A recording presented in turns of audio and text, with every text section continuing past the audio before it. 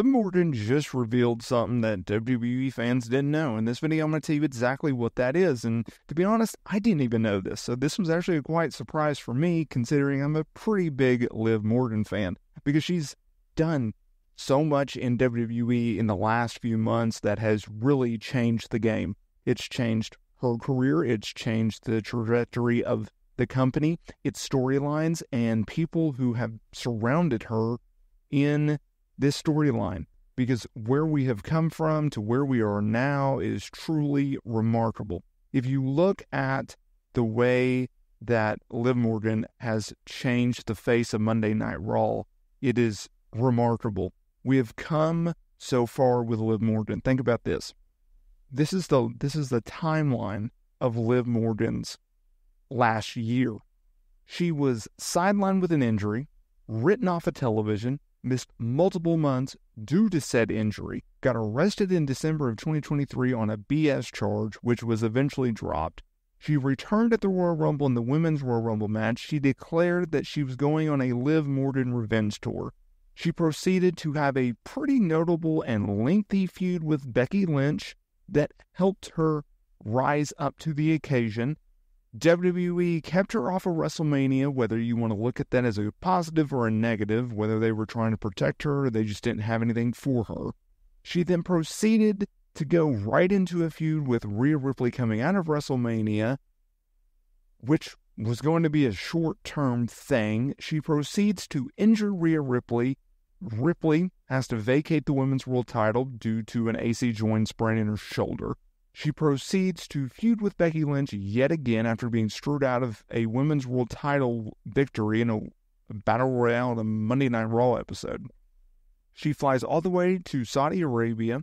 She beats Becky Lynch for the Women's World title. She enters into a program with Dominic Mysterio. She beats Becky Lynch on an episode of Monday Night Raw for the title to retain it in a steel cage match, which, by the way, was Becky Lynch's last match. She proceeds to start opening and closing and doing multiple segments throughout Monday Night Raw on a weekly basis. She continuously is involved in various elements of various storylines across Judgment Day, Rhea Ripley, Zelina Vega, and Dominic Mysterio.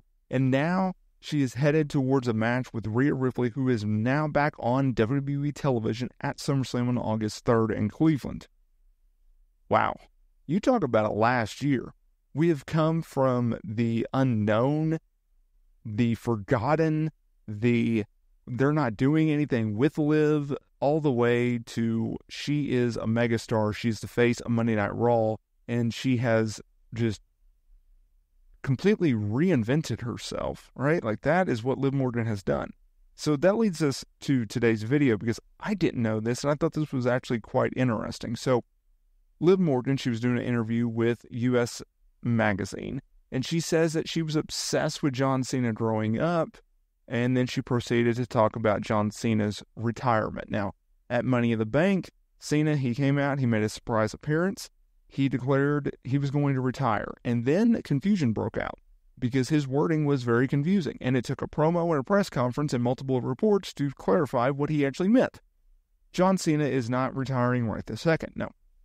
He is going to be finishing up filming Peacemaker. He's going to be returning in 2025. He's going to be on the first episode of Monday Night Raw in the new year, which is also on Netflix. He's going to be competing at the Royal Rumble. He's going to be competing at Elimination Chamber, and he will be competing at WrestleMania 41. He will be working multiple dates. He thinks he can work anywhere from 30 to 40 matches per year. That is not realistic. Appearances, okay, I can see that. Is he going to break the world title record of 16? I don't know. We're going to find out. And he's going to retire sometime in 2025 at a date and against someone that we don't know right now. So that is John Cena's retirement from WWE. This is what she said about Cena. He's been consistent, he has been constant, undeniable, always there. You can always rely on John Cena being there. He had an amazing, unparalleled career.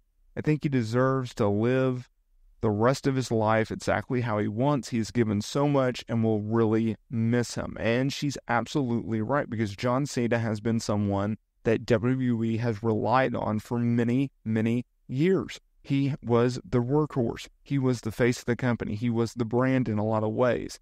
And it's ironic that you talk about a guy that has gone from, they legitimately were going to fire him after the prototype gimmick on Monday, or on the main roster, sometime in 2020, and sometime in 2002, excuse me. He does the rapper gimmick. He turns heel. He gets over. He is the fastest rising star in recent memory at that time.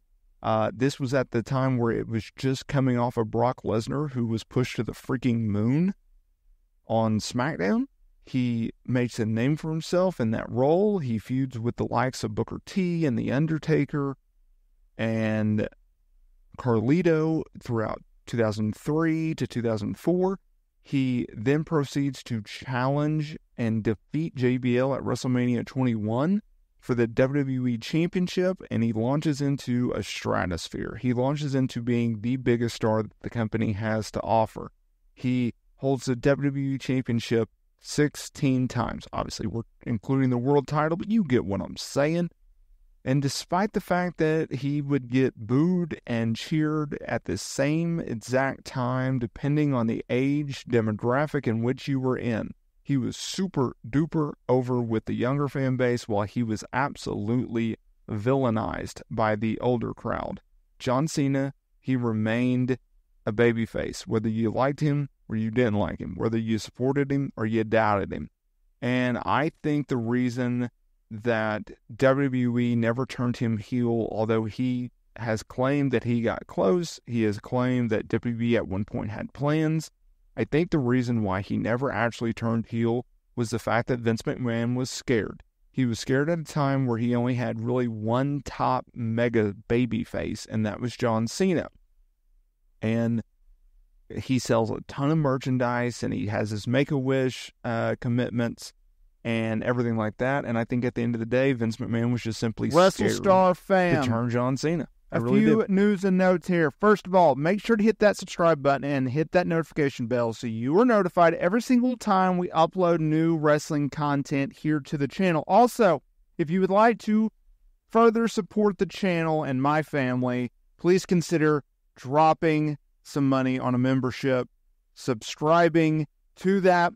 You'll get additional content. There's a bunch of awesome perks out there, including members-only videos, which I highly recommend you go and check out. Also, if you are looking for some sweet pro wrestling merch, down in the description below, I have a link with some 2 sweet promo codes, including free shipping.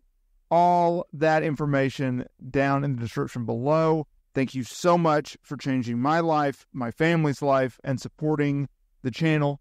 And I will see y'all in the next video.